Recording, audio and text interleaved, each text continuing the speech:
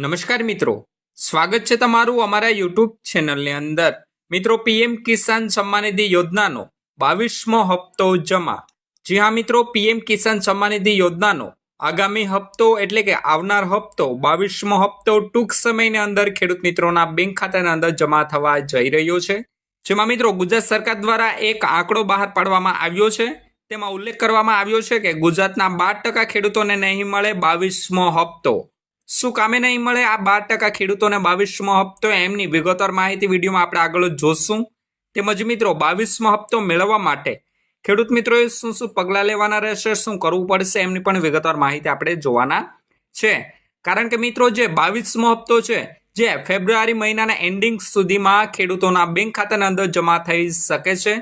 હાલ મિત્રો આમની ઓફિશિયલી વેબસાઇટ ઉપર કંઈ ઉલ્લેખ કરવામાં આવ્યો નથી, પરંતુ મિત્રો જે ટૂંક સમયની અંદર જ પીએમ કિસાન સન્માન નિધિ યોજનાનો આગામી હપ્તો એટલે કે 22મો હપ્તો રિલીઝ કરવામાં આવશે।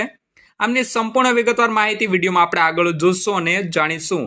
તો મિત્રો ગુજરાતના તમામ ખેડૂત ભાઈઓ વિડીયોના ખાસ છેલ્લે સુધી બન્યા રહેજો। અને મિત્રો ચેનલ પર પણ નવા આવ્યા હોય તો વિડીયોને લાઇક કરી દેજો અને ચેનલને સબસ્ક્રાઇબ કરવાનું પણ ના ચૂકશો। તો મિત્રો PM Kisan portal registration digital India mission અંતર્ગત કૃષિ ક્ષેત્રે ગુજરાતે રાષ્ટ્રીય સ્તરે મોટી પ્રસિદ્ધિ હાંસિલ કરી છે। રાજ્ય સરકારના સતત પ્રયાસોને કારણે ફાર્મર રજિસ્ટ્રેશન મામલે ગુજરાત સમગ્ર દેશમાં અગ્રણીય રાજ્યોમાં સ્થાન આપ્યું છે, જે મિત્રો વહીવટી કાર્યક્ષમતા દર્શાવે છે। રાજ્યના પ્રવક્તા મંત્રી શ્રી જીતુભાઈ વાઘાણીએ આ અંગે સત્તાવાર માહિતી આપતા જણાવ્યું હતું કે ભારત સરકારના મહત્વાકાંક્ષી ડિજિટલ એગ્રીસ્ટેક પ્રોજેક્ટ હેઠળ રાજ્યમાં કામગીરી યુદ્ધના ધોરણે ચાલી રહી છે। આ મહેનતના પરિણામે પીએમ કિસાન પોર્ટલ પર ખેડૂતોના રજિસ્ટ્રેશનની કામગીરીમાં ગુજરાત ઉત્કૃષ્ટ દેખાવ કરી દેશમાં ચોથો ક્રમ મેળવ્યો છે।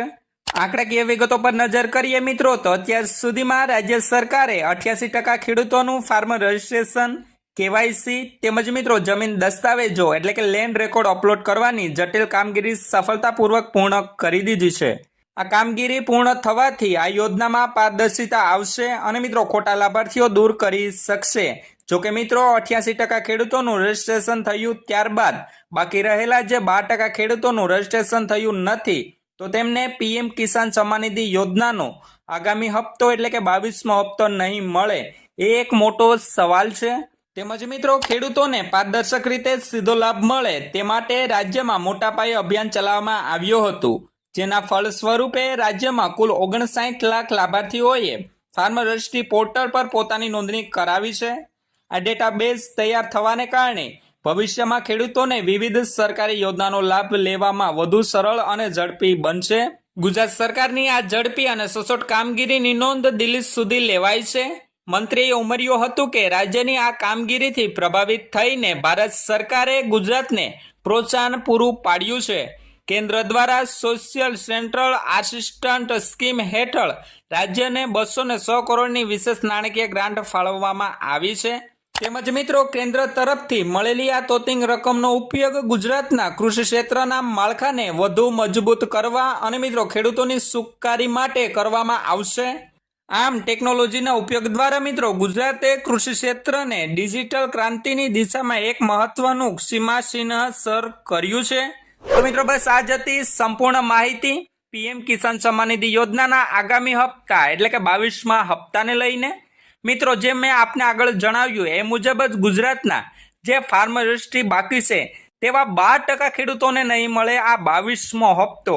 બાકીના જે ફાર્મર રજિસ્ટ્રી, લેન્ડ સીડિંગ, આધાર seeding, e KYC process compulsory completely હશે તેવા ખેડૂત મિત્રોને તો ચોક્કસપણે આ 22મો હપ્તો લગભગ ફેબ્રુઆરીના એન્ડિંગ સુધીમાં જમા થઈ જશે। હાલ મિત્રો સરકાર દ્વારા કોઈ સત્તાવાર જાહેરાત કરવામાં આવી નથી, પરંતુ મિત્રો ટૂંક સમયની અંદર જ પીએમ કિસાન સન્માન નિધિ યોજનાનો આગામી હપ્તો એટલે કે 22મો હપ્તો રિલીઝ કરવામાં આવી શકે છે।